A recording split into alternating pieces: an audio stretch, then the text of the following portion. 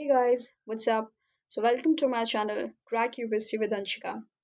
In this video, we are going to cover PT 365 Current Affairs magazine, subject wise and in different sections and parts you can say.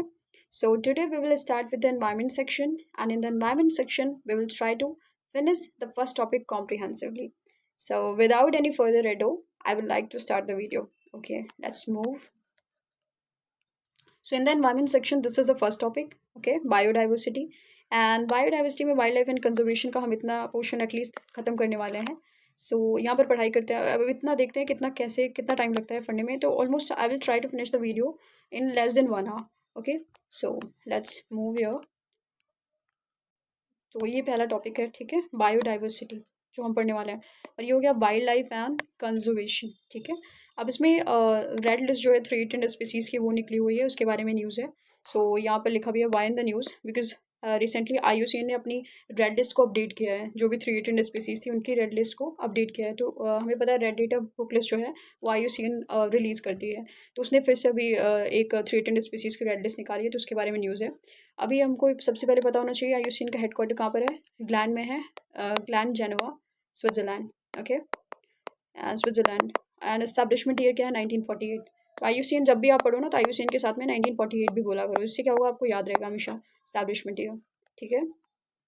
अब यहाँ पर क्या है, about red list of threatened species. अब इसमें क्या है, provides information about animal, plant and fungus species which are at risk of extension into 9 categories.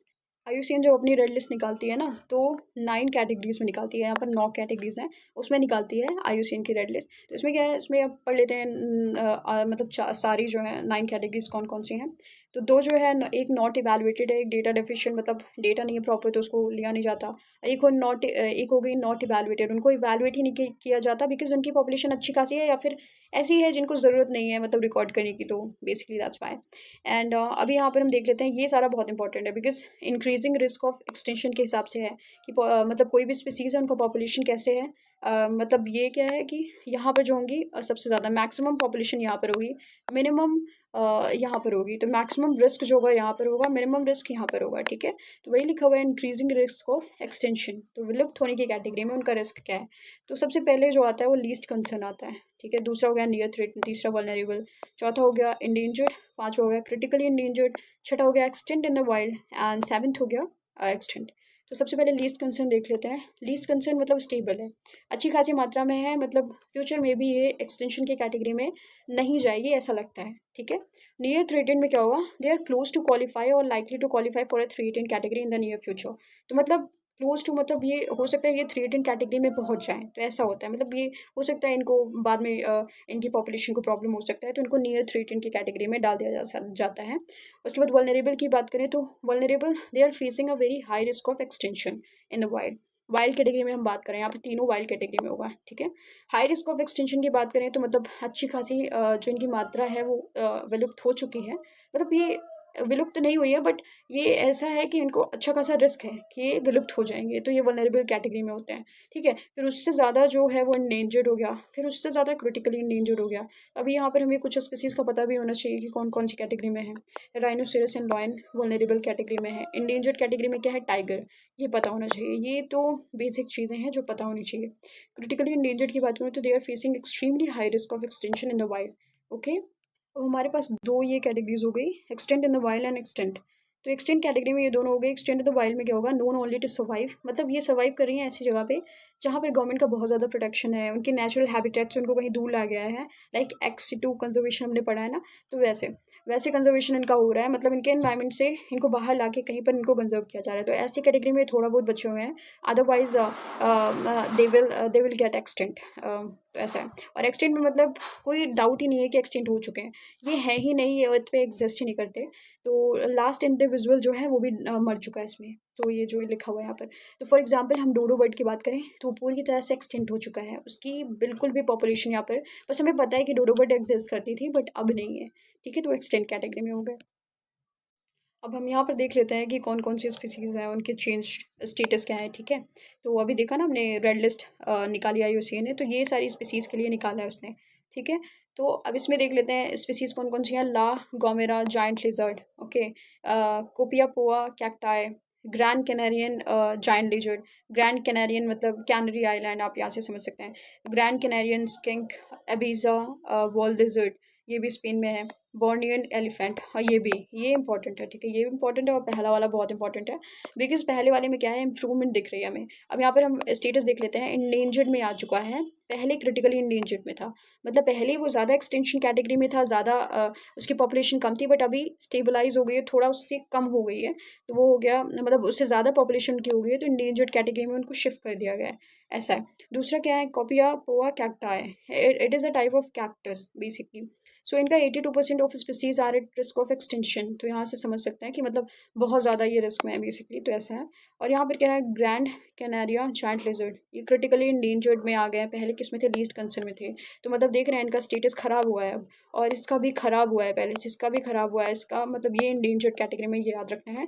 तो ये पहला वाला और लास्ट वाला इंपॉर्टेंट हो जाता है, बिकॉज ये तो इंडेंजर्ड कैटेगरी में और इसका इम्प्रूव हुआ है।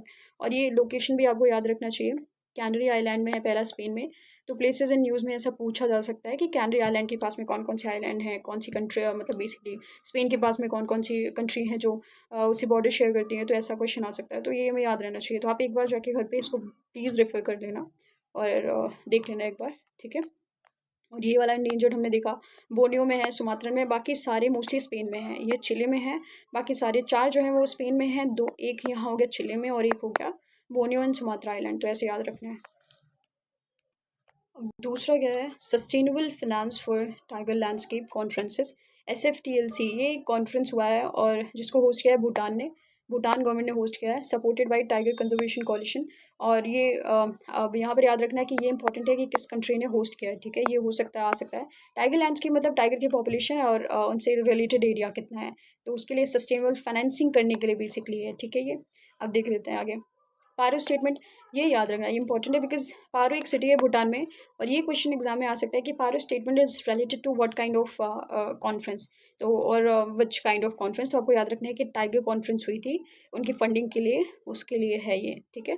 और यहाँ पर लिखा है कि US $1 बिलियन इन्होंने जो है फंडिंग के लिए, एडिशनल फंडिंग के लिए बाई 2034, इसके लिए इन्होंने क्या किया है, इस कॉन्फ्रेंस को मतलब मोबिलाइज किया था, ओके। अब यहाँ पर देख लेते हैं मेंबर ऑर्गेनाइजेशन कौन कौन से हैं। IUCN हो गया, UNDP हो गया, WWF हो गया, WSC क्या है, wild life conservation society, CS होगा, ओके। सो ये सारे जो ऑर्गेनाइजेशन है ये इसमें मेंबर्स हैं, मतलब ये फंडिंग वगैरह करते हैं, तो ऐसा है, मतलब ये देखते हैं टाइगर की पॉपुलेशन को। अब यहाँ पर हम देख लेते हैं 2 चीज़ें, ये इंपॉर्टेंट है, ये पहला टॉपिक। दूसरा टॉपिक क्या है, tiger landscape investment fund and tiger bonds. Tiger bonds किसने किया है, ADB ने किया है। टाइगर लैंडस्केप इन्वेस्टमेंट फंड किसने किया है, बाय द UNDP, तो ये याद रखना है किसने किसने किया है, ठीक है। और ये बेसिकली टाइगर बॉन्ड्स किसके लिए, प्राइवेट सेक्टर को मतलब उस प्लेटफॉर्म पे लाने के लिए है, ठीक है, तो ये याद रखना है।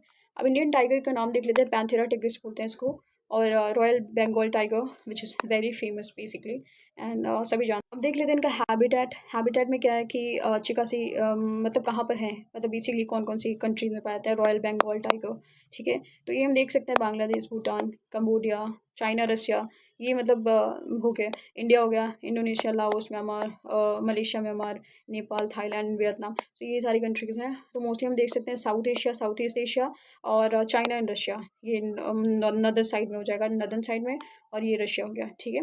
अब इंडिया में देख लेते हैं कौन कौन सी जगह पे, शिवालिक, सेंट्रल इंडिया, ईस्टर्न घाट, वेस्टर्न घाट में भी, मतलब हर जगह पाया जाता है मोस्टली, रादर दिन, मतलब मोस्टली तो पाया जाता है, सेंट्रल इंडिया में भी है, ईस्ट में भी है, वेस्टर्न घाट्स में भी है, नॉर्थ ईस्टर्न, तो ऐसे याद रख लेना, आपको एक बार देख लेना। मैक्सिमम पॉपुलेशन कहाँ पर है, ये बहुत ज़्यादा इंपॉर्टेंट है। मैक्सिमम कहाँ पर है, मध्य प्रदेश में है, और उसके बाद कर्नाटक में है सेकंड नंबर पे, थर्ड नंबर पे है उत्तराखंड में, तो ये इंपॉर्टेंट है, याद रखना है। फ्लैगशिप स्पीसीज़ है, अम्ब्रेला स्पीसीज़ है, मतलब ये बहुत ज़्यादा इंपॉर्टेंट है for the ecosystem, for the sustenance of the ecosystem, for the more growth of the ecosystem, so इन सब चीज़ों के लिए बहुत ज़्यादा, मतलब फ्लैगशिप मतलब यही होता है, they are very important. Umbrella मतलब without them the overall like they work as the umbrella for the overall ecosystem, ऐसा है। अब ये नॉक्टर्नल स्पीसीज़ हैं, ये बहुत ज़्यादा इंपॉर्टेंट है, बिकॉज ऐसे क्वेश्चंस हमने देखा है UPSC प्रीलिम्स PYQs में बहुत ज़्यादा आते हैं। टेरिटोरियल एनिमल है, and territory of an adult male may encompasses territories of 2 to 7 females. Okay. Tiger stripes क्या are individually as unique as human. तो मतलब क्या है कि टाइगर जो है एक स्पेशल फीचर्स होते हैं इसमें कि जो इनके हैंड्स होते हैं इसमें ह्यूमन फिंगरप्रिंट्स की तरह मतलब कुछ चीज़ें होती हैं जिससे मतलब ये मतलब इनके जो हैंड्स मतलब स्ट्राइप्स जो होते हैं जहाँ जहाँ ये चलते हैं वो ह्यूमन फिंगरप्रिंट ऐसे में पता कर सकते हैं कि ह्यूमन फिंगरप्रिंट्स की तरह इनके अंदर स्ट्राइप्स होता है. तो ये मतलब समझ सकते हैं आप. तो ठीक है, ये हो गया. अब आगे देख लेते हैं कंजर्वेशन एफर्ट्स की बात करती हूँ. तो प्रोजेक्ट टाइगर 1973 में आया था. कंजर्वेशन मतलब कंजर्व करने के लिए कौन कौन से एफर्ट्स लिए गए हैं. तो प्रोजेक्ट टाइगर 1973 में आया गया था. सेंट्रली स्पॉन्सर्ड स्कीम है, मतलब ये स्पॉन्सर्ड है, मतलब स्टेट गवर्नमेंट का भी इसमें कंट्रीब्यूशन है. एक सेंट्रल सेक्टर होती है स्कीम और एक सेंट्रली स्पॉन्सर्ड होती है, तो इन दोनों में डिफरेंसेस पता होने चाहिए. ठीक है. और इन सिटू कंजर्वेशन मतलब कि project tiger in Situ conservation के लिए था, मतलब जो भी टाइगर का हैबिटेट है वहीं पर कंजर्व करना उनको. ठीक है. NTCA की बात करें तो स्टैट्यूटरी बॉडी है, constituted under WPA 19 wild life protection act 1972. और ये अभी अमेंड होके लाइक 2022 में ये अमेंड हुआ था, तो वाइल्ड लाइफ प्रोटेक्शन एक्ट 2022 आ गया है. और ये एक बार 2006 में भी अमेंड हुआ था to administer project tiger. Okay. अब नेशनल एनिमल है ये इंडिया का, पता है.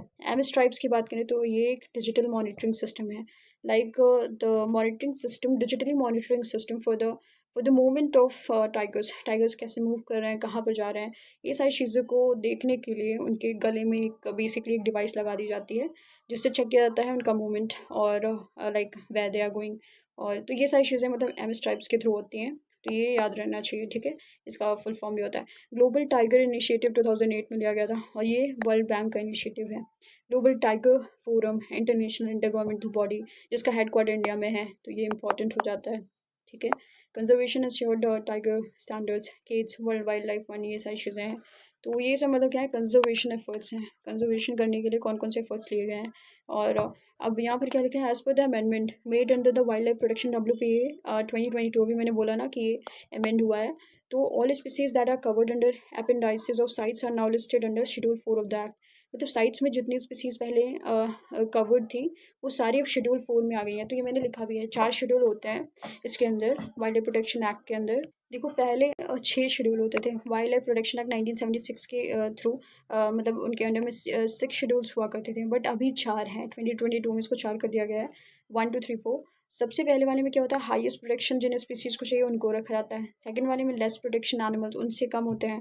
सेकंड थर्ड में बात करें तो ऑल प्लांट स्पीसीज जो होती हैं उनको रखा जाता है जिनको एफर्ट्स की ज़रूरत है, जिनको कंजर्वेशन की ज़रूरत है. शेड्यूल 4 में अभी देखो यहाँ लिखा है अपेंडाइसिस ऑफ साइट्स जितने हैं अब सारी शेड्यूल 4 ऑफ द एक्ट के अंदर आती हैं.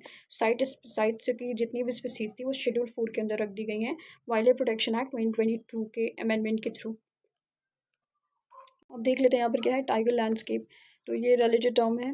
लैंडस्केप मतलब कितने एरिया में वो रह रहे हैं बेसिकली, तो अभी लेस देन 8% से भी कम एरिया में वो रह रहे हैं. ठीक है. सो और less than 8% of area originally acquired in Asia. So पहले जितने एशिया में वो जितने, पहले तो मैं बताया ना कि पहले तो मोस्टली एनिमल्स ही थे, फिर बाद में ह्यूमन का एवोल्यूशन हुआ है. तो अभी जो उनकी पॉपुलेशन है वो लेस देन 8% ऑफ एरिया पे एशिया में वो हैबिटेट करती है. अब लैंडस्केप्स इन इंडिया की बात करें तो शिवालिक रेंजेस में रहते हैं, गैंगेटिक में रहते हैं, नॉर्थ ईस्ट इंडियंस में, अभी ऊपर बड़ा भी था ब्रह्मपुत्रा में रहता है, सुंदरबन, सेंट्रल इंडिया, ईस्टर्न घाट, वेस्टर्न घाट, तो ये सारी चीज़ें. ठीक है. अब इंटरनेशनल बिग कैट अलायंस, ये तीसरा पॉइंट है. वाई इन द न्यूज़ में क्यों था, बिकॉज यूनियन कैबिनेट ने अप्रूव कर दिया the proposal of India to become a member of IBCA international big cat alliance and signing and ratification of the framework agreement. तो अभी मतलब ऐसा कोई प्रपोजल था जिसमें इनको IBCA का मेंबर बनना था और इन्होंने अभी यूनियन कैबिनेट ने अप्रूव कर दिया है, तो इसलिए ये न्यूज़ में था. ठीक है. टाइगर सेंसस जो होता है ना हर 4 साल में होता है, सॉरी हर 4 साल में होता है, ये पता होना चाहिए बिकॉज ये सारी चीज़ें पे इंपॉर्टेंट है. और लॉन्च IBCA जो है ये किसने लॉन्च किया था, इंडिया ने. अबाउट IBCA मतलब जो जो मीटिंग थी और जो ये लॉन्च किया गया था इंडिया ने किया था 50th years of India's project tiger. Okay. तो ये है. अच्छा, तो ये यूनियन कैबिनेट ने अप्रूव किया proposal of member of. Okay. ठीक है. तो 50वीं साल मतलब 50वीं साल में मैसूर में कहाँ पर हुआ था, ये मैसूर में हुआ था बेसिकली. और लॉन्च कब हुआ था, बाई इंडिया ने किया है. इंडियाज़ प्रोजेक्ट टाइगर 2023, मतलब क्योंकि 50 साल हो गए हैं प्रोजेक्ट टाइगर 1973 में इनिशिएट हुआ था और 2023 में उसको 50 साल हो गए, तो that's why this IBCA meeting was launched. Okay. The meeting was held. 1973 ये हो गया Jim Corbett Ramganga national park, ये सारी चीज़ें अलग है, ठीक है। ये IBCA का हेडक्वार्टर कहाँ पर है? इंडिया में है, ठीक है। ये भी इंपॉर्टेंट हो जाता है क्योंकि इंडिया में अगर किसी चीज़ का हेडक्वार्टर है तो वो ऑब्वियस इंपॉर्टेंट होगा। अब यहाँ पर एम क्या है कि ये strengthen global cooperation conservation 7 big cat species जो हैं उनको उनको कंजर्व करने के लिए है। तो वो बिग कैट स्पीसीज कौन कौन सी होगी? Tiger, lion, leopard, snow leopard, cheetah, jaguar, puma, puma, okay, and their habitats. India inhabits all cats, तो इंडिया में सारे कैट्स हैं, मतलब जितने यहाँ पर बिग कैट्स दिए हुए हैं एक्सेप्ट प्यूमा एंड जैगुआर, ये दोनों नहीं हैं, बाकी सारे हैं यहाँ पर। तो सारे मतलब इन दोनों को हटा दो तो टाइगर है, लॉयन है, लेपर्ड है, स्नो लेपर्ड है और चीता है। तो ये सब तो मतलब समझ में आ रहा है ना कहाँ कहाँ पर है, कैसे है। इंडिया में तो ये सारे हैं ही, ओके। तो अब यहाँ पर all UN member countries are eligible, ठीक है। 9 इंटरनेशनल ऑर्गेनाइजेशन पार्टनर ऑर्गेनाइजेशन बनने वाले हैं, तो ये सारी चीज़ें हैं। अब देखिए बहुत ज़्यादा पढ़ने की ज़रूरत नहीं है, ये फालतू की इन्फॉर्मेशन, ठीक है। ये सब पढ़िए। कंजर्वेशन स्टेटस क्या है? अब कंजर्वेशन स्टेटस IUCN में कौन कौन सा? इंडेंजर्ड कैटेगरी में कौन सा आता है? एक टाइगर आता है, ये याद रखना है। टाइगर जो है इन सबसे ज़्यादा बुरी कैटेगरी में है, ओके। फिर वल्नरेबल में कौन कौन से आते हैं? लॉयन, चीता, स्नो लेपर्ड। अब नियर थ्रेटेड में जागुआर आता है, लीस्ट कंसर्न में प्यूमा। तो ये पता है, याद रहना चाहिए बिकॉज ये 7 बिग कैट्स हैं और याद रहना चाहिए।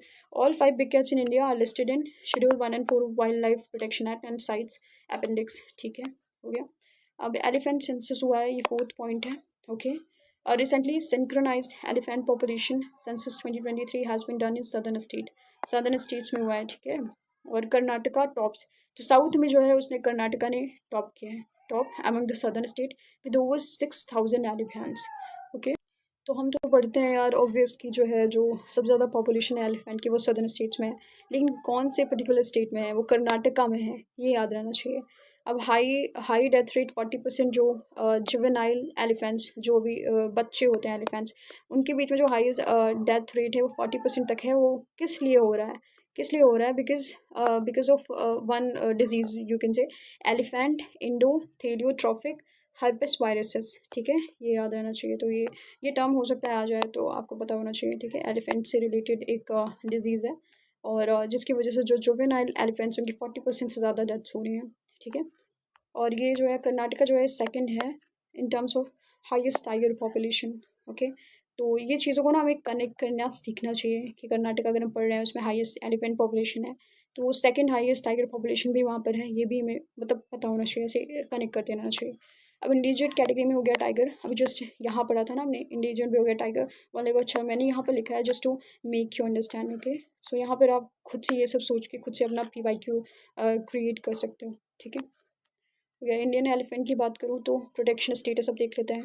कहाँ कहाँ पर पहले बात तो हैबिटेट कहाँ कहाँ पाए जाते हैं, ठीक है। Their habitat where they lived, तो कहाँ कहाँ? Found in the central and southern western Ghat, north east, ये सारी जगह पे हैं, पढ़ लेना इसको सब। India is home to over 60% of the world elephant population. 60% जो है जो वर्ल्ड के पूरे वर्ल्ड के एलिफेंट पॉपुलेशन जितनी है उसका जो 60% है वो इंडिया में ही रहता है, ठीक है।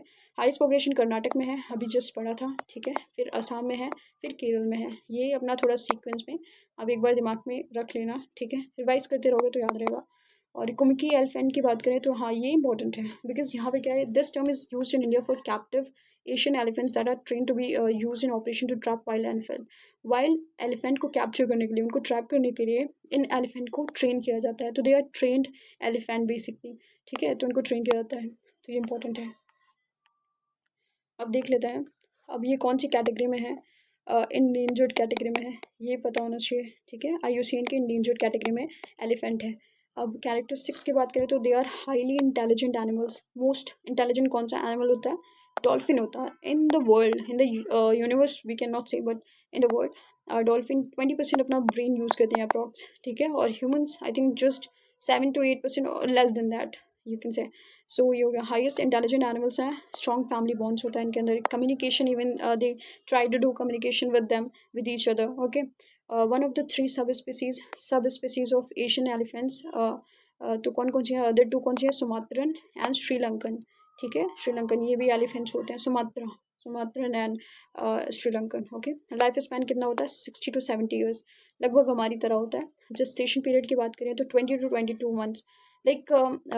Like how much gestation period मतलब होता है कि कितना टाइम वो एक बेबी को अपनी बॉडी में मतलब इनहेबिट करते हैं और waiting basically to give them the birth. Okay, so ये longest gestation period of all mammals में सबसे ज़्यादा इसका होता है एलिफेंट का। ये PYQ भी रह चुका है, तो ये सब तो बस ऐसे आपको पढ़ते रहना चाहिए, ठीक है, एक एक बार तो आपको याद रहेगा। लीडर कौन होता है? हमेशा फीमेल होती है, ठीक है। थ्रेट्स की बात करते हैं, habitat fragmentation, degradation, expansion of agriculture, human elephant का कॉन्फ्लिक्ट होता है, ये तो हमेशा न्यूज़ में रहता है। पोचिंग, ये तो मतलब हर स्पीसीज के लिए कॉमन चीज़ है कि पोचिंग की वजह से उनको थ्रेट है, ठीक है। कंजर्वेशन मेजर की बात करें तो प्रोजेक्ट एलिफेंट कब आया था? 1992 में, और टाइगर वाला कब आया था? 1973 में। ऐसे कनेक्ट करके याद रखना चाहिए। टोटल एलिफेंट रिजर्व कितने हैं ये पता होना चाहिए, 33 हैं, ठीक है। अब इसी पे आपको याद रखना है। आप बताओ मुझे, कमेंट करो कि टोटल टाइगर रिजर्व्स कितने हैं, okay,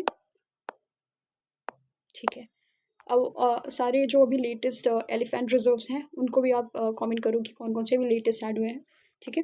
differences between Asian elephant and African elephant, उनकी बात करें तो एशियन एलिफेंट जो होते हैं वो थोड़े छोटे होते हैं। अभी देखो यहाँ पर इनकी कैरेक्टरिस्टिक्स भी लिखी हुई है नीचे, ठीक है। तो पहले देख लो IUCN की कौन सी कैटेगरी में आते हैं?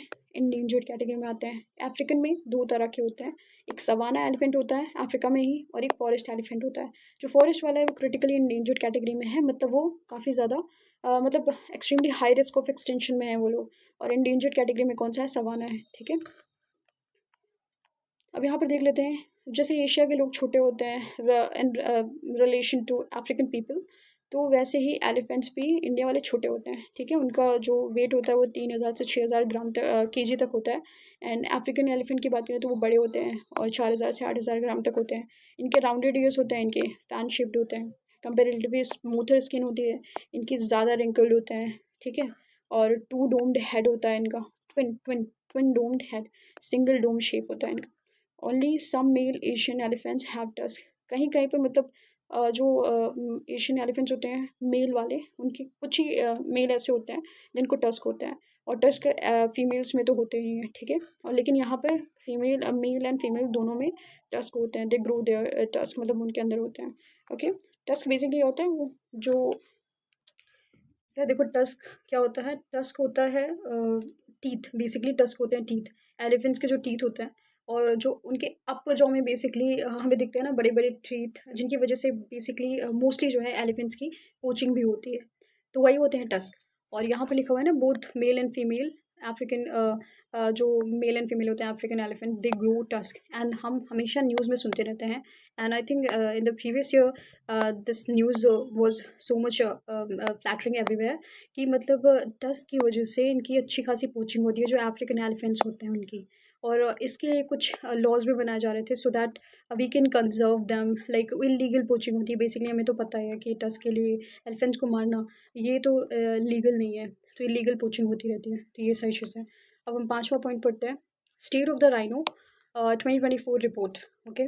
सो यहाँ पर क्या, international rhino foundation IRF release the state of the rhino report इन्होंने निकाली है। और राइनो के 5 स्पीसीज़ होते हैं, तो पाँचों स्पीसीज़ जो हैं वो हम नीचे देखेंगे, लेकिन अभी अभी हम ये पढ़ते हैं पहले, why it was in the news, okay. क्योंकि जो है अभी IRF ने एक रिपोर्ट रिलीज़ किया है, ठीक है। उसकी फाइंडिंग क्या है रिपोर्ट की, वो देख लेते हैं। विद ऑल 5 स्पीसीज़ कंबाइंड, पाँचों स्पीसीज़ जो हैं, अभी मैंने बोला ना ऊपर की 5 स्पीसीज़ होती हैं, राइनो की 5 स्पीसीज़ होती हैं। अभी देख लेते हैं 5 स्पीसीज़ कौन कौन सी होती हैं। 2 होती हैं जो अफ्रीकन कैटेगरी में होती हैं, और 3 होती हैं जो एशियन कैटेगरी में होती हैं, ठीक है। जो अफ्रीकन कैटेगरी वाली होती है ये 2 African category, white rhino and black rhino. 3 Asian category की होती हैं, Indian rhino, Sumatran rhino and Javan rhino, ठीक है। तो ये 5 स्पीसीज होती हैं। तो with all 5 species combined there are just 28,000 rhino left in the world, मतलब टोटल पाँचों स्पीसीज को मिला के केवल 28,000 राइनो वो दुनिया में पाए जाते हैं, अभी इतने ही बचे हुए हैं, ठीक है। Rhino poaching in Africa increase by 4%, तो राइनो पोचिंग जो है अफ्रीका में वो 4% से इंक्रीज़ हो गई है एक साल में, फ्रॉम 2022 टू 2023। राइनो नंबर की अगर हम बात करें तो वाइट राइनोज जो हैं वो इंक्रीज़ हुए हैं, लेकिन जो ग्रेट वन ऑन राइनो होते हैं, इंडियन राइनो, वो उनका नंबर जो है वो जितने पहले थे वो अभी हैं, तो हैज़ रिमेन्ड सेम, ओके। और अबाउट राइनो, अब राइनो के बारे में पढ़ते हैं, तो 5 स्पीसीज़ हमने पढ़ लिया, 2 अफ्रीकन 3 एशियन, ठीक है। अब क्या है कि कुछ कंजर्वेशन इनिशिएटिव हैं जो आप ऐसे देख लो कि national rhino conservation strategy 2019 to conserve Indian rhino, New Delhi declaration on Asian rhino 2019, ये सारी चीज़ें हैं।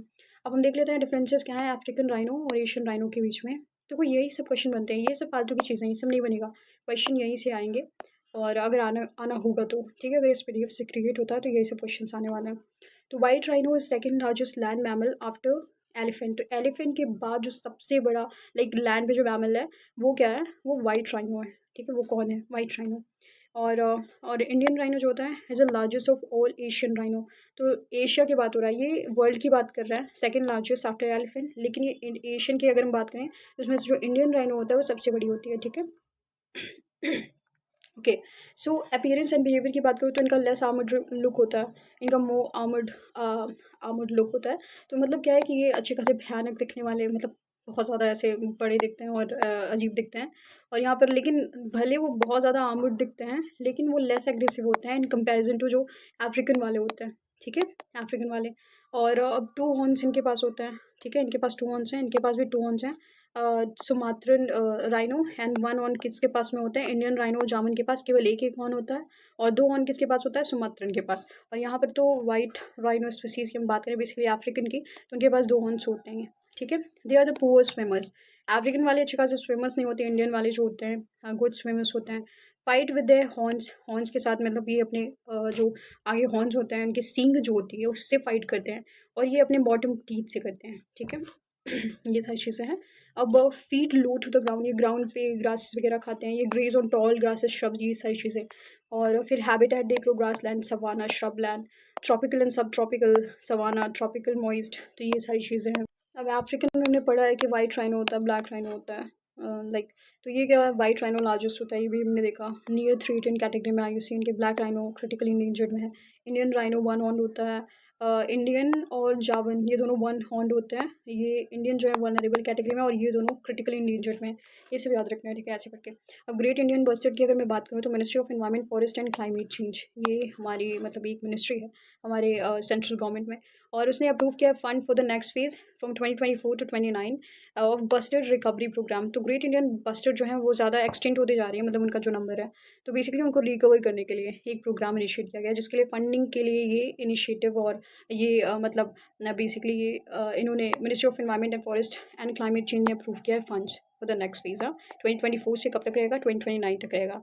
कभी कोई sometimes this year also been asked in the examination, तो ये सब याद रहना चाहिए 2024 से 29 तक। ओके, हम देख लेते हैं बस्टर्ड रिकवरी प्रोग्राम में क्या है, कवरेज ऑफ स्पीसीज़। तो 4 स्पीसीज़ हैं। ग्रेट इंडियन बस्टर्ड होता है लेसर फ्लोरिकन की मतलब 4 स्पीसीज़ होती हैं, जिसमें से 2 इसके अंदर कवर्ड हैं। ठीक है, और 2 कौन से हैं, बंगाल फ्लोरिकन्स, मैक्विन बस्टर्ड। तो ये सारी मतलब स्पीसीज़ इनके अंदर कवर होगी इस रिकवरी प्रोग्राम के अंदर, इनको रिकवर किया जाएगा। ठीक है, बैकग्राउंड की बात करें तो पहली बार स्टार्ट हुआ था 2013 में, और इसका नाम जो है वो चेंज करके बस्टर्ड रिकवरी प्रोजेक्ट रख दिया गया था 2016 में। एक्सटेंडेड कब तक बढ़ाया गया इसको, 2033 तक, ये इंपॉर्टेंट है। Project implemented bye wild life institute of India, ये सब पता होना चाहिए कौन प्रोजेक्ट को इंप्लीमेंट करने वाला है। फंडिंग एजेंसी कौन सी है, Campa, Campa compensatory afforestation fund management and planning authority. ठीक है, पार्टनर एजेंसीज कौन कौन सी हैं, अब गुजरात देख लेना इसको, प्रोजेक्ट कंजर्वेशन। ये सब कोलैबोरेटिंग एजेंसी कौन कौन सी है, बॉम्बे नेचुरल हिस्ट्री सोसाइटी, जो कि स्टैब्लिश हुई थी 1883 में। अदर्स की बात करें तो ये सब चीज़ें हैं। अब यहाँ पर हम लेसर फ्लोरिकन, जिसको हमने ऊपर पढ़ा था, ठीक है, यहाँ पर ये कवर हो रहा है। ठीक है, lesser florican, great Indian bustard and Bengal florican हो गया, मैक्विन बस्टर्ड हो गया, तो ये सारे कवर होने वाले हैं इसके अंदर। तो जब अब लेसर फ्लोरिकन जो है वो कवर हो रहा है, तो हम उसको देख लेते हैं कि बेसिकली उसका स्टेटस क्या है। तो ये they are the smallest bird of the bustard family. Bustard family, lesser लिखा हुआ है, लेसर से आप याद रखना स्मॉलेस्ट, तो लेस मतलब छोटा, तो कम कम बेसिकली स्मॉलेस्ट है। अपनी पूरी बस्टर्ड फैमिली में सबसे ज़्यादा छोटे होते हैं। प्रोटेक्शन स्टेटस की बात करें तो क्रिटिकली इंडेंजर्ड कैटेगरी में, साइट्स में अपेंडिक्स 1 में है, और WPA में शेड्यूल 1 में है। ठीक है, हैबिटेट देख लो, राजस्थान, गुजरात, मध्य प्रदेश, महाराष्ट्र, आंध्र प्रदेश, तो ये सब है। अब थ्रेट्स क्या है, पेस्टिसाइड जो यूज़ करते हैं, ठीक है, और मिसमैनेजमेंट ऑफ एग्रो ग्रासलैंड, ये सब थ्रेट्स हैं। ग्रेट इंडियन बस्टर्ड की बात करूँ तो habitat, they are endemic to Indian subcontinent. Indian subcontinent, अब जो है इंडियन सब कॉन्टिनेंट तो यार अच्छा खासा मतलब बड़ा है यहाँ पर। तो इंडियन सब कॉन्टिनेंट में जितनी कंट्रीज़ होती हैं इंडिया के अराउंड में, वो सारी आ जाती हैं ना, मतलब सारी नहीं, ऑलमोस्ट जो इंडिया के नीचे है और साइड में जो छोटी छोटी कंट्रीज़ हैं, तो वो सारी, तो अच्छा खासा है ये। ठीक है, एंडेमिक है वहाँ के, तो mostly in Rajasthan and Gujarat में पाई जाती हैं, ये इंपॉर्टेंट है, ये याद रहना चाहिए। और बिश्नोई कम्युनिटी एक कम्युनिटी है जो ग्रेट इंडियन बस्टर्ड की पूजा करती है, ऐसा गॉड इन्हें ट्रीट करती है। ठीक है, स्मॉलेस्ट पॉपुलेशन कहाँ पर है? स्मॉल पॉपुलेशन मतलब थोड़ी बहुत पॉपुलेशन महाराष्ट्र में भी है, कर्नाटक में भी है, आंध्रा में भी है, ठीक है। अब कंजर्वेशन एफर्ट्स की बात कर लें तो डिजर्ट नेशनल पार्क है राजस्थान में, वो ये है। नलिया ग्रासलैंड कहाँ पर है? लाला बस्टर्ड वाइल्ड लाइफ सेंचुरी। तो ये सारी चीज़ें हैं। जीआईबी कंजर्वेशन ब्रीडिंग सेंटर कहाँ पर है? राजस्थान में, ये इंपॉर्टेंट है। ब्रीडिंग सेंटर भी है इनका, कहाँ पर है? राजस्थान में। आर्टिफिशियल इंसेमिनेशन कहाँ पर हो रहा है? Of national breeding centre Jaisalmer में, ये सब याद रखना, ठीक है। और उसके बाद क्या? Training of personal for artificial breeding and national avian research centre Abu Dhabi, okay. अब यहाँ पे क्या थ्रेट्स की बात करें तो प्रेडेशन हो गया। प्रेडेशन हमने पढ़ा था ना कल, जो जो पहला वाला हमने पार्ट पढ़ा था उसमें प्रेडेशन जो है लाइक वो जो कॉमेंसालिज्म, जो मतलब इकोसिस्टम की स्पीसीज़ होती हैं उनमें क्या मतलब जो प्लस माइनस टाइप की जो स्पीसीज़ होती है, मतलब प्लस माइनस टाइप का जो मतलब सर्वाइवल होता है उसे कहते हैं, मतलब प्रे प्रेडेटर ऐसे, ठीक है।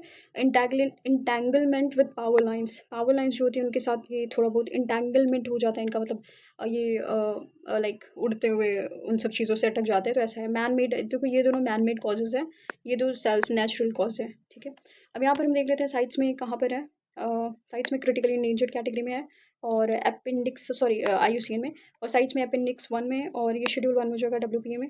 और ये जो स्पीसीज़ रिकवरी प्रोग्राम है ना, इसमें क्या है, एमंग 22 स्पीसीज़ जो कि स्पीसीज़ रिकवरी प्रोग्राम में आती हैं, उसमें एक ग्रेट इंडियन बस्टर्ड भी है, ठीक है। अब मेल्स को क्या होता है, ग्योलर पाउच होता है to fill air and exhale, ये सारी चीज़ें उतनी इंपॉर्टेंट नहीं है। हाँ ये इंपॉर्टेंट है, agro grassland omnivorous birds lack frontal vision, इनके पास फ्रंटल विजन उतना अच्छा नहीं होता ग्रेट इंडियन बस्टर्ड के पास, ये इंपॉर्टेंट है, ठीक है। अच्छे से आगे से देख नहीं पाती हैं बट ये महसूस करती हैं और उस हिसाब से मूव करती हैं, ठीक है। Males play no role in the incubation and care of the young, तो ये इतना इंपॉर्टेंट नहीं है। रिलेटेड न्यूज़ में बात करें तो क्या है, सुप्रीम कोर्ट ने ऑर्डर किया था like on ban on power lines पर रिसेंटली सुप्रीम कोर्ट ने मॉडिफाई किया अपना अर्लियर ऑर्डर, जो उन्होंने पहले दिया था कि रेस्ट्रिक्शन पूरी तरह से बैन कर दो पावर लाइंस को। उन्होंने अभी थोड़ा मतलब रिमूव किया है, ब्लैंकेट बैन जो था उसको रिमूव किया है कि पूरी तरह से नहीं, बट ठीक है, कहीं कहीं पर जहाँ पर ज़्यादा कंसर्न है उनको वहाँ पर रिमूव करो, ठीक है। तो ये सारी चीज़ें हैं।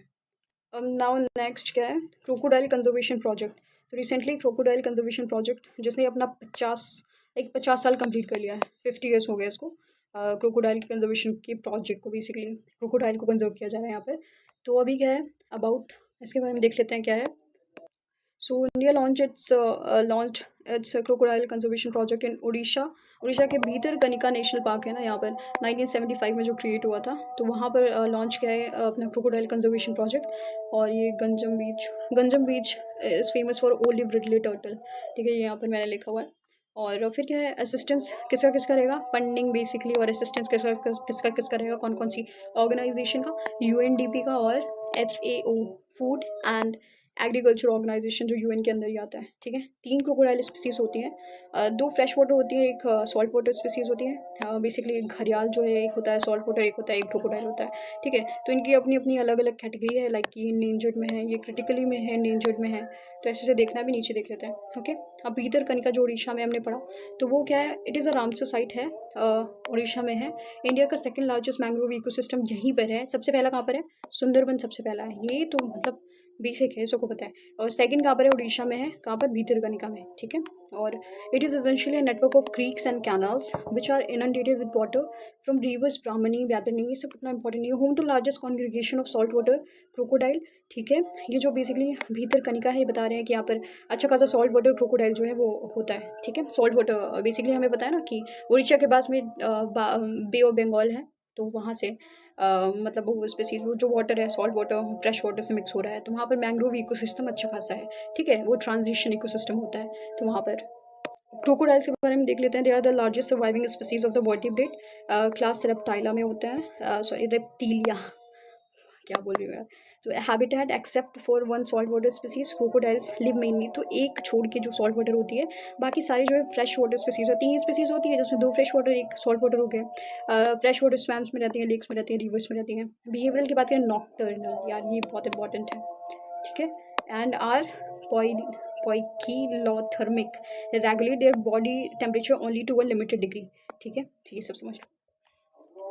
लेते हैं ये घड़ियाल वाला जो था, ये पहली स्पीसीज हमने बताया था ना, घड़ियाल हो गया, एक सॉल्ट वाटर हो गया, एक फ्रेश वाटर हो गया। तो जो घड़ियाल होता है ये भी फ्रेश वाटर में रहता है, इसका नाम देख लो, साइंटिफिक नेम ये है।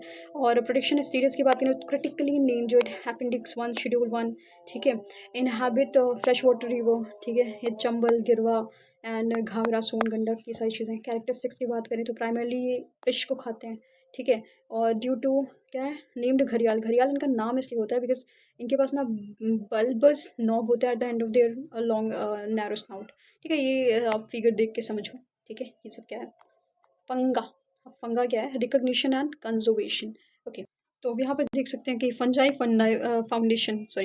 Foundation and through UN biodiversity urged people globally to use the word funga. Funga use करने हैं, देखो फ्लोरा एंड फौना हम बोलते हैं मोस्टली प्लांट्स एंड एनिमल्स को, जब हम लाइक किंगडम्स में क्लासीफाई करते हैं तो मोस्टली बोलते हैं फ्लोरा एंड फौना स्पीसीज ना। तो उनको बोला, इन्होंने बोला है कि instead of using this word flora and fauna you should use the word funga for both of them, okay. तो फंगा फंजाई को भी यहाँ पर एक एक्स्ट्रा इंपॉर्टेंस दी जा रही है, तो उसके लिए इन्होंने बोला है कि as part of the trinity of life on earth, ठीक है। तो उसको rather than using this word we should use funga for both of them. अब हम देख लेते हैं फंगा फंजाई क्या होता है। तो refer to the level of diversity of fungi in any given place. Fungi is one of the 5 kingdom classification में होती है, जिसको किसने सजेस्ट किया था, दिया था, कॉइन किया था, या फिर जो भी है सजेस्ट किया था, R.H. विट्टाकर ने, विट्टाकर, ठीक है। तो इन्होंने दिया था, vary from single celled organism to complex multicellular organism, ये डाइवर्सिटी है इनकी। सिंगल सेल से लेकर कॉम्प्लेक्स मल्टी सेलुलर ऑर्गेनिज्म तक ये होते हैं फंजाई जो होते हैं, ओके। डिस्ट्रीब्यूशन की बात करें, ट्रॉपिकल, टेम्परेट, आर्कटिक, हर जगह, ठीक है। And in both terrestrial and aquatic ecosystem हर जगह पाए जाते हैं, चाहे तुम लैंड पे ले लो and even if you consider aquatic ecosystem that is ocean, water etcetera, okay. Characteristics की बात करूँ तो मैं हैव अ सेल वॉल, इनके पास सेल वॉल होती है विद चाइटिन और काइटिन जो भी है। मोड ऑफ न्यूट्रिशन की बात करें तो हेट्रोट्रॉफिक होता है इनका, ठीक है। Saprophytic, parasitic. सैप्रोफाइटिक क्या होते हैं, वही जो टर्शियरी कंज्यूमर्स होते हैं, टर्शरी, ठीक है, उनको बोलते हैं। डिकम्पोजर्स, जो खा के लाइक उसको एक न्यूट्रिशियस एलिमेंट में चेंज कर देते हैं, उनको बोलते हैं। Body organisation, multicellular, loose tissue, ठीक है। सिग्निफिकेंस देख लेते हैं फंजाई का। माइक्रोराइजल होता है, म्यूचुअली बेनिफिशियल एसोसिएशन विद, मतलब इनकी अच्छी खासी रूट्स जो है वो डेवलप होती हैं। कार्बन रिजर्वॉयर होते हैं, कार्बन को स्टोर करते हैं। डिकम्पोजिशन एंड न्यूट्रिएंट साइकिल, ठीक है। तो ये डिकम्पोजर्स की तरह एक्ट करते हैं, कन्वर्टिंग डेब्रिस को ह्यूमस में कन्वर्ट कर देते हैं। तो ये भी मैंने बोला था ना यहाँ पे सैप्रोफाइटिक वाले में, डेब्रिस को ह्यूमस में कन्वर्ट कर रहे हैं, मतलब ये कुछ कोई ख़राब चीज़ को, like basically that is not useful, उसको जो एक यूज़फुल चीज़ में कन्वर्ट कर दिया ह्यूमस में। और humus is very important for the fertility of the soil, everyone knows that. So these are thing. अब यहाँ पे देख लेते हैं 5 किंगडम क्लासिफिकेशन, ठीक है। 5 किंगडम क्लासिफिकेशन हम देख लेते हैं, तो ये होते हैं 5 तरह के, Monera, protista, fungi, plants and animals, ठीक है। मोनेरा में यूनिसेलुलर ऑर्गेनिज्म आ जाते हैं, जैसे ब्लू ग्रीन एल्गी, साइनोबैक्टीरिया, ये सारी चीज़ें। प्रोटिस्टा में क्या होता है, फाइटोप्लैंक्टन्स, डायटम्स, ये क्या है, जो भी होगा, माउट्स हैं, ओके। तो ये एक डेनो प्लागोनस, मतलब ये जो है ये ल्यूमिनेसेंस कैटेगरी में आता है, ये नीचे भी हम पढ़ेंगे, न्यूज़ में भी है, तो ये नीचे पढ़ लेंगे, अभी इसको छोड़ो। अब फंजाई की बात करें तो ये मशरूम्स हो गए, और इसमें ये गुच्छी क्या है, यीस्ट हो गया, ये सारी चीज़ें जो है इसमें आती हैं, ठीक है। तो 5 किंगडम क्लासिफिकेशन फंजाई में, ठीक है। अब माइक्रो रिमीडिएशन, ये फंजाई की कैरेक्टरिस्टिक्स बता रहे हैं, ठीक है। तो ये assist in the degradation of contaminant such as plastic, ये प्लास्टिक को भी लाइक कन्वर्ट करती है, असिस्ट करती है उनके डिग्रेडेशन में, तो ये बहुत हेल्पफुल चीज़ है यार फंजाई, ठीक है। तो यहाँ से याद रखना चाहिए। मेडिसिन की बात करें तो antibiotic, penicillin and potential psychotherapy, ठीक है, ये सारी चीज़। फोकस इन इंटरनेशनल ऑर्गेनाइजेशन की बात करें तो IUCN species survival commission, fungal conservation committee, ये सारी चीज़ें। चिली इज़ द, ये इंपॉर्टेंट है, is the only country that consider fungi in its law of conservation, ठीक है। तो अपने कंजर्वेशन के लॉ में केवल चिली है जो फंजाई को एक इंपॉर्टेंट चीज़ मानती है, और उसे लिए कंजर्वेशन के लिए एक उपयुक्त चीज़ मानती है, like this is applicable for the conservation also, ठीक है। तो चिली बेसिकली ऐसी कंट्री है, ठीक है। कंपेयरिंग फ्लोरा, फौना, फंगा, 3 Fs, ये तो 3 F बन गया, ठीक है। तो उन्होंने बोला ना, फ्लोरा, फौना, फंगा ये सब यूज़ करने से बेटर फंगा केवल यूज़ करो, उसमें सब आ जाएंगे। किंगडम की बात करें तो अब देखो फ्लोरा, फौना, फंगा, अब इनकी कैरेक्टरिस्टिक्स देख लेते हैं, कंपेयर कर लेते हैं इनको। किंगडम की बात करें तो ये प्लांटाई किंगडम में फ्लोरा, या एनिमेलिया में एनिमल्स है, ये फंजाई हो गया। इसमें एल्गी, फ्लावर्स, ट्रीज, ये सारी इंसेक्ट, रेप्टाइल, मैमल्स, ये सब आ जाएगा। मशरूम, मोल्स, यीस्ट, अभी ये सब आ जाएगा। रिप्रोडक्शन में देख लो, स्पोर्स होता है इसमें, वेजिटेटिव प्रोपेगेशन होता है, सेक्शुअल एंड एसेक्शुअल रिप्रोडक्शन के थ्रू होता है, इसमें एसेक्शुअल होता है, ठीक है। ये प्राइमरी है, कंज्यूमर, प्रेडेटर, तो मतलब ये रोल इकोसिस्टम में क्या होता है, ये सारी चीज़ें आप देख लो यार, ईजी है, पढ़ के समझ में आ रहा है। अब नेक्स्ट क्या है, world network of biosphere reserve. So UN educational, scientific and cultural organization UNESCO ने 11 न्यू बायोस्फीयर रिजर्व को ऐड किया है from countries like Colombia etcetera under the MAB program के अंदर, मैन एंड बायोस्फीयर प्रोग्राम, ठीक है। अब इसमें क्या है, मोर इन द न्यूज़ में क्यों है, क्योंकि टोटल जो है अभी इतनी साइट्स हो गई हैं इतनी कंट्रीज़ में, ठीक है, 759 साइट्स, 136 कंट्री।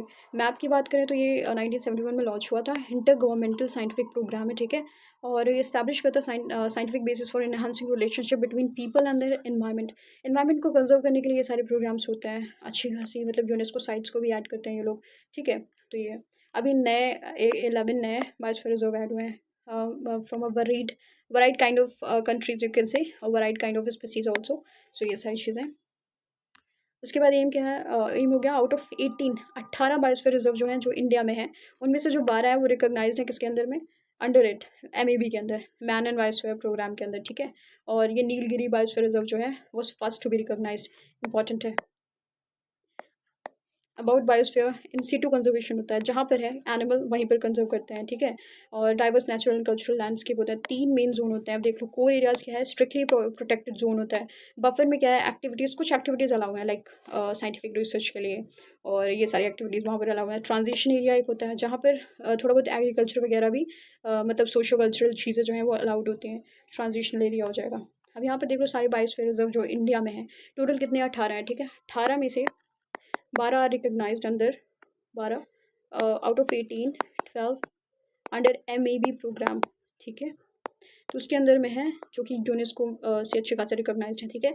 तो जो 6 हैं ना, जो 6 नहीं रिकॉग्नाइज्ड हैं, वो मैंने ऐसे ट्रिक बना के याद किया, एसडीएम इन डीआरसी। तो एसडीएम में क्या होगा, एसडीएम से आप याद करो, सबसे पहला Seshachalam hills which is in Andhra, दूसरा हो जाएगा आपका दिब्रू साइखोवा, असम में है। एम से हो जाएगा आपका third gulf of Mannar, Tamil Nadu. D से हो जाएगा दिहांग दिपांग, अरुणाचल प्रदेश। आर से हो जाएगा R like Rann of Kutch which is in Gujarat. And C से हो जाएगा कूल डेजर्ट, हिमाचल प्रदेश। तो ऐसे याद करना है यार, तो कुछ भी ट्रिक बना के याद कर लो, whatever you feel like helpful for you, okay. अब रामसर साइट, ये सब मतलब ऐसे यहाँ पर बना हुआ है ना, ये जो सिंबल्स हैं उनके लिए रिप्रेजेंटेशन बता रहे हैं कि कैसे कैसे सिंबल्स, ये सिंबल क्या रिप्रेजेंट करते हैं, ठीक है। अब इको सेंसिटिव एरियाज़ की मैं बात करूँ तो why in the news, because Karnataka government ने रिजेक्ट कर दिया है कस्तूरी Ranjan committee report on the protection of fragile western Ghat region from environmental degradation. तो पहले कोई रिपोर्ट थी लाइक कर्नाटका गवर्नमेंट कस्तूरी रंजन कमेटी रिपोर्ट, जिसमें प्रोटेक्शन की बात की गई थी वेस्टर्न घाट रीजन के लिए, तो उसको उन्होंने रिजेक्ट कर दिया है कर्नाटक गवर्नमेंट ने, ठीक है। अभी इन्होंने क्या किया है, कस्तूरी रंजन कमेटी ने proposes that 30% of the total area of Western Ghats, रफली 60,000 square kilometre as eco sensitive area, ठीक है। 37% जो टोटल एरिया है वेस्टर्न घाट का, उसमें से जो रफली 60,000 स्क्वायर किलोमीटर, जिनको बोलते हैं 37% यही इसकी इक्वल में है, तो ये इसको इको सेंसिटिव एरिया डिक्लेयर किया है, ठीक है। कस्तूरी रंजन ने ये रिपोर्ट में कहा था, ये अपनी रिपोर्ट में, जिसको भी रिजेक्ट किया गया है। और आउट ऑफ टोटल और प्रपोज्ड EESC मैक्सिमम जो है वो कर्नाटक में है, सबसे ज़्यादा कहाँ पर थी, कर्नाटक में थी, उसके बाद महाराष्ट्र में थी। तो ये सब ऐसे आप पढ़ लो, याद रह गया।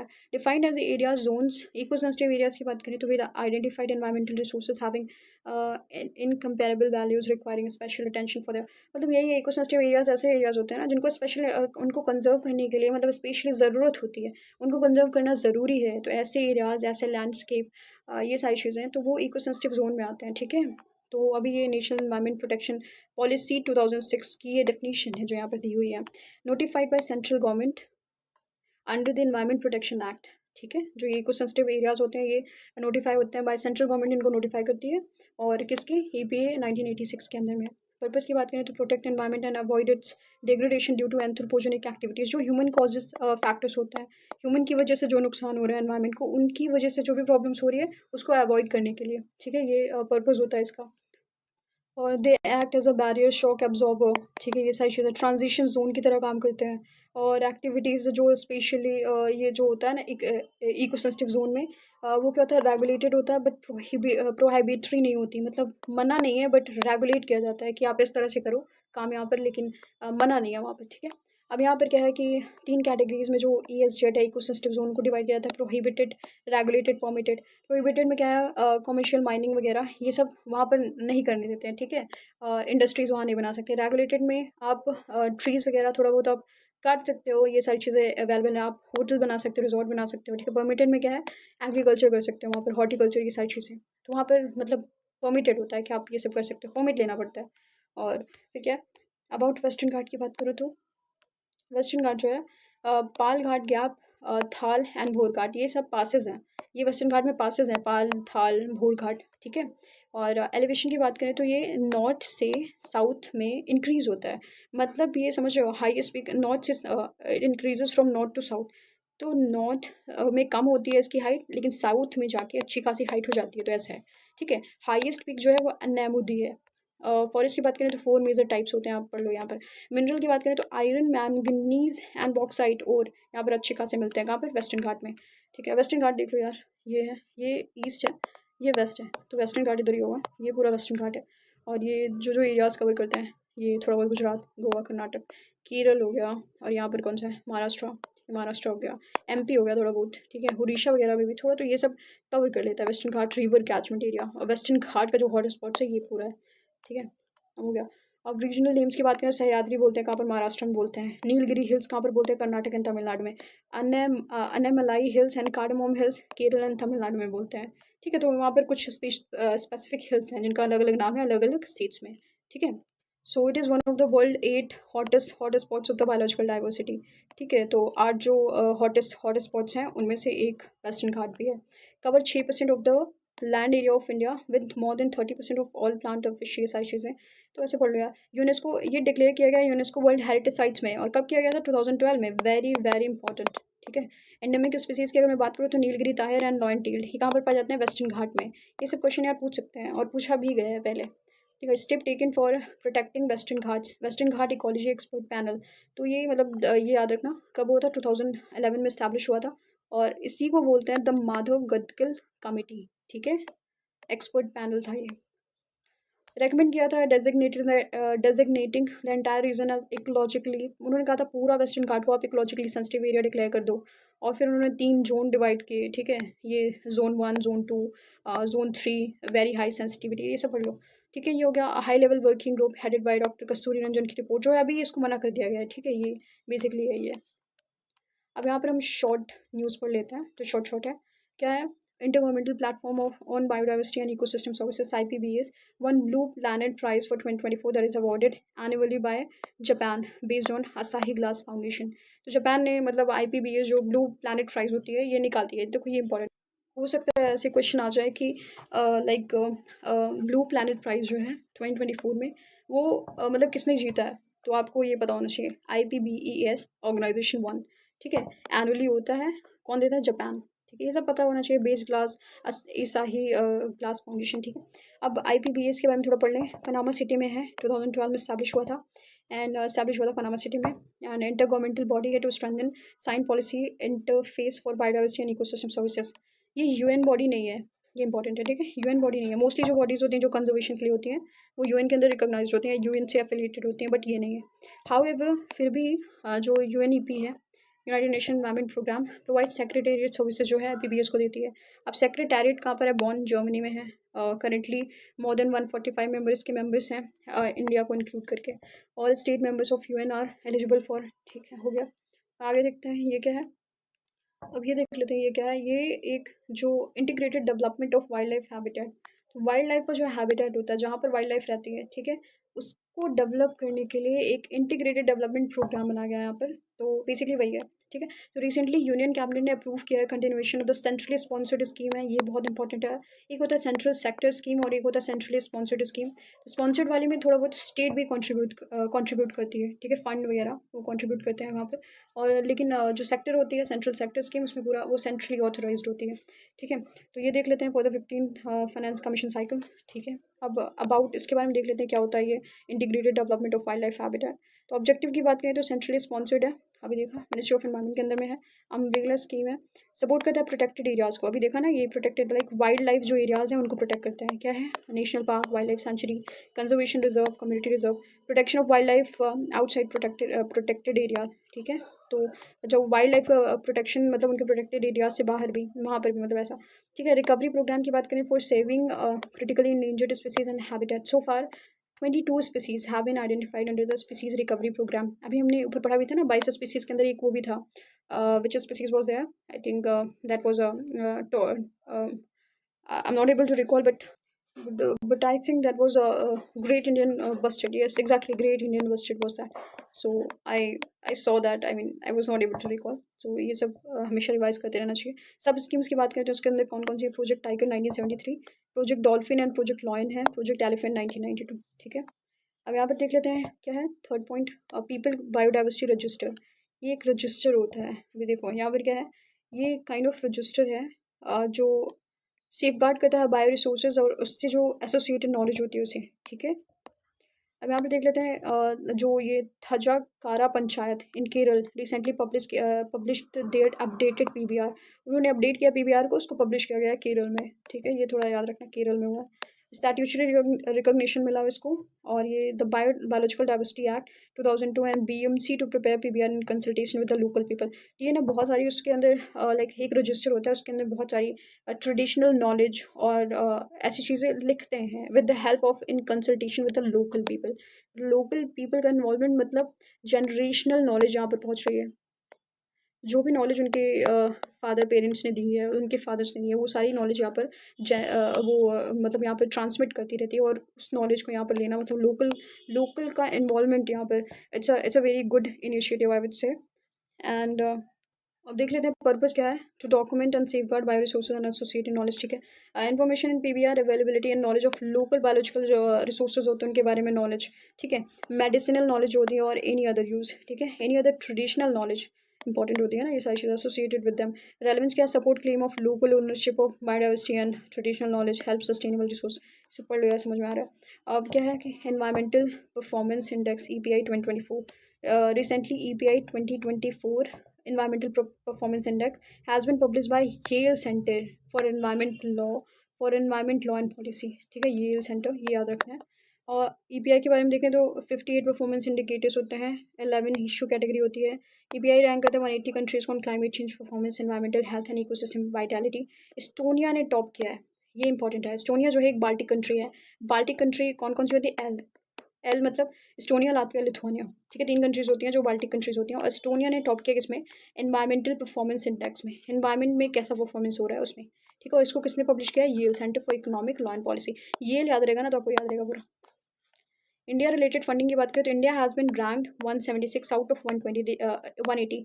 So you can see the rank of India is literally very very worst here. So this is the worst rank we can see here. Even जो 2022 में ना इंडिया ने चाइना को भी सरपास कर दिया था, the world largest emitter of anthropogenic SO2। ठीक है, ह्यूमन मेड जो कॉजेज होते हैं उसमें। आप देख लेते हैं ये क्या है, नेचर कंजर्वेशन इंडेक्स। ठीक है, nature conservation index was release by Goldman. ये अब गोल्डमैन इतना याद रखोगे ना, ये दोनों टर्म तो याद रहेगा। किसने रिलीज़ किया ये पता होना चाहिए, nature conservation 2025 for and climate change. About NCI के बारे में अगर हम पढ़ते हैं, इंडिया की रैंक कितनी है? 176 आउट ऑफ 180 कंट्री। ठीक है, यहाँ पर भी लगभग थी। ठीक है, सेम टू सेम, और यहाँ पर भी वही है, तो ये ऐसे याद रहेगा, दोनों सेम सेम है। It evaluate conservation efforts using 4 marker. 4 marker 4 चीज़ें होती हैं जिनको ये कंजर्वेशन एफर्ट्स में लेते हैं, लैंड को मैनेज करते हैं, और जो भी बायोडाइवर्सिटी को थ्रेट रहता है उसे रिमूव करते हैं, कैपेसिटी एंड गवर्नेंस देखते हैं, फ्यूचर ट्रेंड्स क्या हैं वो सब देखते हैं। कैमल्स की बात कर लेते हैं। UN ने डिक्लेयर किया है 2024 is the international year of कैमलिड्स। ठीक है, तो ऐसे याद रखना है 2025 किसके लिए? ग्लेशियर्स वगैरह के लिए। 2023 किसके लिए था? मिलेट्स के लिए था। ठीक है, अभी टू बिल्ड अवेयरनेस, तो ये याद रखना है 2024 is the international year of camelids, camels के लिए। तो अबाउट कैमल्स की बात करें तो they are found in Africa and Asia. Types की बात करें तो ड्रोमेडारी क्या है, ड्रोमेड्री और अरेबियन कैमल। सिंगल हम्ड होते हैं, बैक्ट्रियन कैमल, ये तो हमेशा न्यूज़ में रहता है बैक्ट्रियन कैमल। सो 2 हम्ड होते हैं। ठीक है, उनके 2 हम्प्स होते हैं। Domesticated by people mammals herbivores survive in hot condition drought animal. Camel in India की बात करें तो ये स्टेट एनिमल है किसका, राजस्थान। राजस्थान या सूखा सूखा वही। तो खराए कैमल जो है वो स्विम कर लेते हैं, स्विम और इवन लॉन्ग डिस्टेंसेस 3 किलोमीटर एक ही बार में इन सी टू ईट। और क्या खाते हैं ये बेसिकली, क्या खाते हैं, मैंग्रोव्स खाते हैं, इसलिए वो स्विम ही करते हैं क्योंकि मैंग्रोव्स में पता है ट्रांजिशन एरियाज में होता है, वाटर में होता है, ठीक है। अब बैक्ट्रियन कैमल जो होते हैं वो कहाँ पर, लद्दाख में पाए जाते हैं, वो कहाँ पर, नुब्रा वैली में। इंपॉर्टेंट है ये सारी चीज़ें, ये तो इतना इंपॉर्टेंट है। अदर टाइप्स ऑफ कैमलिट क्या है, लामा, ये सारी हो गई, ठीक है, ओके। और ये जो मेडरीज कैमल्स जो हैं found in hot desert, Rajasthan, Gujarat. Okay, so this is the end of the video. I think we have covered the topic we was set out at the initial point. Okay, let me see. हमें कहा था ना हम इतना complete करने वाले हैं, तो we have completed that much topic. Thank you so much if you like this initiative of mine effectful. And अगर आप चाहते हो कि मैं इसका पार्ट 2 भी बनाऊँ तो please comment down below in the comment section. And please like, subscribe, share my channel as much as possible. Thank you so much. Thank you. We'll meet again. Bye bye.